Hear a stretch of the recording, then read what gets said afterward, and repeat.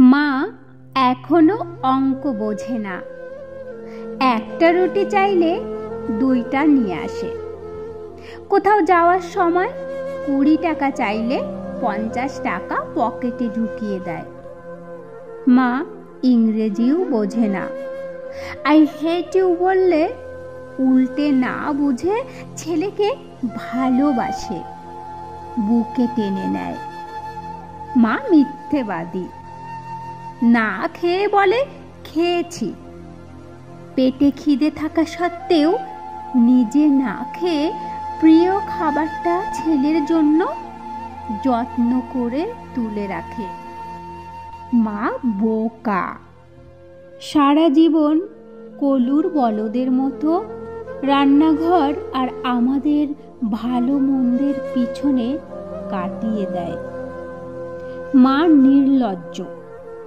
মাকে কতবার বলি আমার জিনিস যেন হাত না দেয়, তবুও মা নির্লজ্জের মতো আমার এলোমেলো পড়ে থাকা জিনিসগুলো নিজের হাতে গুছিয়ে রাখে।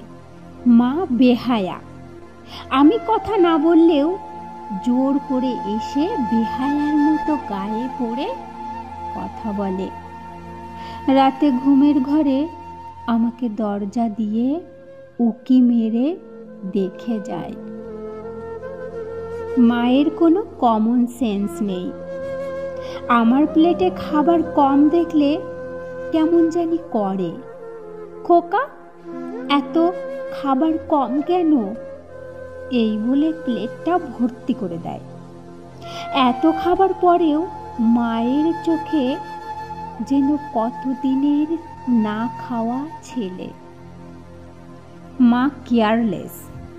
নিজের কোমরের ব্যথা পিঠের ব্যথায় ধুকে ধুকে মারা গেলেও কখনো ঔষধের কথা বলে না। অথচ আমাদের একটা কাশিতে তার দিনটা যেন ওলট পালট হয়ে যায়। ডাক্তার, হাকিম, বৈদ্য সব এক করে বসে। মা আনস্মার্ট। অনেকের মায়ের মতো করে দামি দামি শাড়ি পরে না, ভ্যানিটি ব্যাগ ঝুলিয়ে স্মার্টফোন হাতে নিয়ে ঘুরতেও যায় না।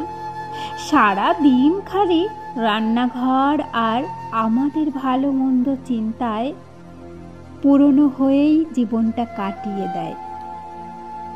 মা স্বার্থপর। নিজের সন্তান ও স্বামীর জন্য মা দুনিয়ার সব কিছু ত্যাগ করতে পারে। ভালো থাকুক পৃথিবীর সব মায়েরা।